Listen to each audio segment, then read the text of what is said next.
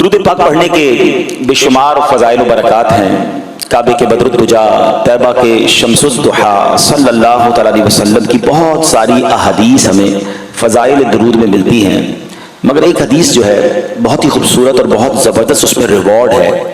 رسول پاک علیہ الصلوۃ والسلام فرماتے ہیں ثلاثۃ تحت ظل عرش اللہ یوم القیامہ یوم لا ظل الا ظلہ۔ آقا فرماتے ہیں قیامت کے دن تین قسم کے لوگ ہوں گے جو اللہ کے عرش کے سائے میں ہوں گے، جس دن اس کے عرش کے سائے کے سوا کوئی سایہ نہیں ہوگا۔ There will be no shadow on the day of judgment except the shadow of عرش الہی عز و جل۔ اب وہ کون لوگ ہوں گے؟ تین قسم کی کیٹیگریز بیان کر دی ہیں۔ اب ہم غور کریں کہ ان تین قسم کے لوگوں میں ہم شامل ہیں کہ نہیں، کیونکہ اگر شامل نہ ہوئے تو ابھی تو پتوں کی بھی یہ اجتماع ہو رہا ہے ٹینٹ لگا کر، پنکھے لگا کر، اگر یہ کھلے میدان میں دوپہر 12 بجے ہوتا، حالانکہ ابھی تو سپٹمبر اکتوبر آ گیا، اکتوبر میں تو اتنی گرمی نہیں ہوتی، جون جولائی میں کیا حال ہوتا ہے، قیامت کی گرمی کیسی ہوگی؟ اور اگر کوئی سایہ نہ ہوا تو ہمارا بنے گا کیا؟ اور 2-5 منٹ 1-2 گھنٹے کی بات بھی نہیں ہے، قیامت کا دن تو 50,000 سال کا دن ہے۔ So we have to be in the shadow، ہے نا، under the shadow on the day of judgment۔ ہمیں تو پلان ہی ایسے کرنا ہے کہ کسی بھی طریقے سے ہم اللہ کے عرش کے سائے میں پہنچ جائیں تاکہ اس دن کی ریلیکسیشن ملے۔ تو اب وہ کیا کام ہے؟ نبی پاک فرماتے ہیں قال من فرج عن مکروب من امتی۔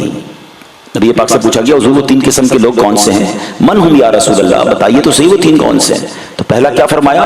وہ شخص جو میرے امتی کی پریشانی کو دور کرے۔ اللہ اکبر، ذرا سوچئے یہ اللہ کے نزدیک اتنی بڑی نیکی ہے کہ اگر بندہ امتی کی پریشانی دور کر دے، تکلیف دور کر دے، اللہ اسے اپنے عرش کا سایہ نصیب فرمائے گا۔ سیکنڈ، نبی پاک فرماتے ہیں وَأَحْيَا سُنَّتِي، وہ بندہ جو میری سنتوں پر عمل کرنے والا، سنتوں کو زندہ کرنے والا ہے۔ اور تیسرے نمبر پہ فرمایا وَأَكْثَرَ الصَّلَاةَ عَلَيَّ، مجھ پر کثرت سے درود پاک پڑھنے والا۔ اب ذرا غور کر لیجئے ہم ان تین کیٹیگریز میں کہیں نہ کہیں ہے کہ نہیں؟ چونکہ یہاں وکلاء ہیں، یہاں جج صاحبان ہیں، پہلی کیٹیگری میں شامل ہونے کا آپ کو بہت زبردست موقع مل سکتا ہے کہ اگر آپ مسلمانوں کی پریشانی دور کرنے کا کام کریں، آپ مسلمانوں کے لیے خیر خواہی کا کام کریں۔ بڑے دکھی لوگ آتے ہیں عدالتوں میں، ہم تو بچپن سے اپنے بزرگوں سے ایک جملہ سنتے آ رہے ہیں کہ اللہ ہمارے دشمن کو بھی عدالت کا منہ نہ دکھائے، کیونکہ عدالت میں آنے کے بعد جو اسے جس طرح لانگ پروسیس سے گزرنا پڑتا ہے، تکلیف سے گزرنا پڑتا ہے۔ لیکن مسئلہ یہ ہے کہ اگر کسی کا حق بھی دبا لیا، کسی نے زیادتی کی، تو اس کو جانا تو پڑے گا نا عدالت میں۔ اب عدالت میں جو لوگ موجود ہیں اگر وہ امت کے خیر خواہ ہوں، وہ پریشانی دور کرنے والے ہوں، کسی دکھی کی دعا، دیکھیں عام مسلمان کو دکھی تلاش کرنے میں وقت لگتا ہے، آسانی سے نہیں ملتا پرابلم والا آدمی، پتہ نہیں پرابلم میں ہے بھی کہ نہیں، مگر وکیل صاحب کو شاید پہلی میٹنگ میں پتہ چل جاتا ہے کہ یہ بندہ سچ کہہ رہا ہے، یہ جھوٹ کہہ رہا ہے، اور یہ واقعی مظلوم ہے یا ظالم ہے۔ یعنی آپ کے پاس بعض اوقات مظلوم چل کر آتا ہے اور آپ پہچان بھی لیتے ہیں کہ اس کے ساتھ زیادتی ہوئی ہے، تو اب بہترین موقع ہے کہ اس کی خیر خواہ بن کر اس کی پریشانی دور کر کے ہم جنت میں جگہ بنائیں، ہم اللہ کے عرش کے سائے تلے جگہ بنائیں۔ تو آپ کے پاس یہ بڑا زبردست موقع ہے۔ کل پرسوں کہیں بیٹھے تھے، بات ہو رہی تھی وکلاء کے اوپر، تو کسی صاحب نے کہا کہ یہ شعبہ اچھا نہیں ہے جناب، اس میں تو بہت مشکل ہے اللہ کو راضی کرنا، یا بندہ گناہ گار زیادہ ہوتا ہے۔ میں نے کہا یار دیکھیں بات یہ ہے، وکیل بن کر بھی جنتی بنا جا سکتا ہے کہ اگر ذہن یہ بن جائے کہ میں نے مظلوموں کا ساتھ دینا ہے، میں نے دکھیارے مسلمانوں کا ساتھ دینا ہے، کیونکہ کون دے گا ان کا ساتھ؟ اگر کوئی وکیل ہی نہیں بنے گا تو ایک مظلوم اپنا حق کہاں سے لے گا؟ تو سبحان اللہ، اے میرے پیارے اسلامی بھائیوں، پہلی حدیث ہی وہ آ گئی ہے کہ جس میں اللہ کے عرش کا سایہ اسے ملے گا جو مسلمان کی تکلیف دور کرے گا۔ اللہ کرے میں اور آپ مسلمانوں کی خیر خواہ بن جائیں۔ اور یہ تاجروں کے لیے بھی بدلی پھول ہے، ہمارے لیے بھی ہے، صرف وکیلوں کی ذمہ داری نہیں ہے، معاشرے کے ہر فرد کا یہ کام ہے کہ وہ مسلمان کی تکلیف دور کرے۔ اچھا، یہاں ایک اور بڑی اہم بات سمجھنے والی ہے کہ اس کی اپوزٹ بات کیا بنتی ہے کہ جو بندہ کسی مسلمان کی پریشانی دور کرے اللہ اسے اپنے عرش کا سایہ نصیب کرے گا، جو مصیبت پیدا کرے اس کا کیا حال ہوگا؟ ایسے بھی تو لوگ ہیں نا دنیا میں، کچھ لوگ ہیں جو پرابلم سالور ہیں اور کچھ وہ ہیں جو پرابلم کریٹر ہیں، جن کا کام ہی مشکلیں پیدا کرنا ہے، جن کا کام ہی ڈیفیکلٹی پیدا کرنا ہے، روب جمانا ہے، ظلم کرنا ہے، دھونس جمانی ہے، قبضہ کر لینا ہے زمینوں پہ، مال دبا لینا ہے۔ وہ یاد رکھیں کہ جب اللہ کے عرش کا سایہ اسے ملے گا جو اللہ کے بندوں کی مصیبت دور کرے گا، تو جو مصیبت پیدا کرے گا سوچو اس کا حل کیا ہوگا۔ تو اللہ کبھی ایسی زندگی ہم نہ گزاریں، اللہ کرے کہ ہماری وجہ سے کسی مسلمان کو تکلیف ہو۔ دوسرے نمبر پر فرمایا سنت کو زندہ کرنے والا۔ ہم سوچیں کہ ہم سنتوں پر کتنا عمل کرتے ہیں. ہمیں پتہ بھی چلتا ہے نبی پاک کی سنت ہے، پھر بھی چھوڑ دیتے ہیں. یار سنت ہی ہے نا، فرض تو نہیں ہے. نہیں، امتی کا کام ہے کہ نبی کے طریقے پر چلے. اور تیسرے نمبر پر سبحان اللہ کثرت سے درود پاک پڑھنے والا. مبارک ہو ان لوگوں کو جنہوں نے یہ محفل سجائی ہے. کیا شاندار انداز ہے اپنے نبی کی بات کرنے کا. اور آج تو آپ نے اس کانفرنس کا، اس پروگرام کا نام ہی محسن انسانیت رکھا ہے. اللہ سلامت رکھے ان تمام عاشقان رسول کو جنہوں نے آج کا یہ انتظام کیا، جنہوں نے میرے نبی کے چرچے کو بلند کیا. اللہ ان کی عزتوں کو بلندی عطا فرمائے. لیکن درود پاک کی کثرت، یہ پروگرام بھی ہمیں یاد دلاتا ہے. بار بار ماشاءاللہ نعتیں ہو رہی ہیں، درود پاک ہو رہا ہے، کہ ہم اس مہینے میں اپنی ایسی ہیبٹ بنا لیں، ہیبچول ہو جائیں کہ اس کے بعد بھی ہم کثرت سے درود پاک پڑھنے والے بن جائیں. اللہ مجھے بھی اور آپ کو بھی کثرت سے درود پاک پڑھنے کی توفیق عطا فرمائے. آئیے مل کر محبت کے ساتھ درود پاک پڑھ لیں. صلو علی الحبیب صلی اللہ تعالی علی محمد صلی اللہ علیہ وسلم. جیسا کہ ہم نے اناؤنسمنٹ بھی سنا ہے، پوسٹرز پہ بھی دیکھا ہے کہ آج کا جو پروگرام ہے وہ رحمت للعالمین جناب رسول اللہ صلی اللہ علیہ وسلم جو کہ محسن انسانیت ہیں. واقعی نبی پاک نے اس انسانیت پر جو احسان کیا ہے، ساری دنیا اس کا قرض نہیں چکا سکتی. وہ شاعر لکھتے ہیں نا کہ کس قدر مہربان تھے، کس قدر لوگوں پر رحم دلی تھی، کس قدر احسان تھے. بہت خوبصورت نعت کے اشعار ہیں.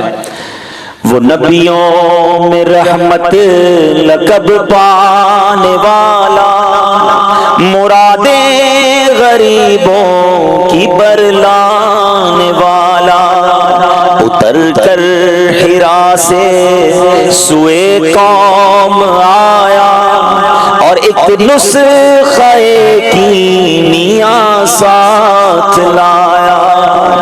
عرب جس پہ کرنوں سے تھا جہل چھایا، پلٹ دی بس ایک آن میں اس کی کایا. رہا ڈر نہ بیڑے کو موجے بلا کا، ادھر سے ادھر پھر گیا رخ ہوا کا. وہ نبیوں میں رحمت لقب پانے والا، مرادیں غریبوں کی برلانے والا. تو ایسے ہیں میرے آقا. اور اخلاق کریمہ کیسے، نبی پاک کی ذات میں نرمی کیسی، پیارے آقا کی طبیعت میں معافی کیسی، آج ہم نے وہ سیکھنا ہے. کاش آج کے اجتماع سے کوئی ایک بات ایسی میں اور آپ سیکھ کر چلے جائیں جو ہم اپنی لائف میں امپلیمنٹ کریں اور اپنی لائف کو بہتر انداز سے گزاریں. نبی پاک کے دور کا ایک واقعہ ہے. زید بن سانہ، یہ یہودیوں کے اس زمانے میں بہت بڑے عالم تھے، اور انہوں نے پیارے آقا علیہ الصلوۃ والسلام سے کچھ ڈیل کی تھی، اور پیارے آقا نے ان کو کھجوریں دینی تھی. کچھ دن باقی تھے ابھی اس ڈیل کے کمپلیٹ ہونے میں. زید بن سانہ نے بھرے بازار میں نبی پاک کو روکا. پیارے آقا کے ساتھ حضرت عمر فاروق بھی ہیں، دیگر صحابہ بھی ہیں. زید بن سانہ نے بڑا لاؤڈلی، بڑا زور سے، بدتمیزی کے انداز میں پیارے آقا کو معاذ اللہ برا بھلا کہنا شروع کر دیا.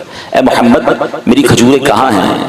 تم ابو طالب کے، عبد المطلب کی اولاد جو ہیں ان سب کے اندر یہی پرابلم ہے کہ تم کام میں لیٹ کرتے ہو، وعدے پورے نہیں کرتے ہو. معاذ اللہ بڑا عجیب روڈ انداز، حالانکہ ابھی ٹائم باقی تھا. تو حضرت عمر فاروق بڑے جلال میں آگے، کہا دشمن خدا، اللہ کے نبی سے ایسے بات کرتے ہو؟ اگر نبی پاک کا پاس نہ ہوتا، مجھے ان کا لحاظ نہ ہوتا، ابھی تیرا سر اڑا دیتا، تلوار نکال کے سر کاٹ کے رکھ دیتا.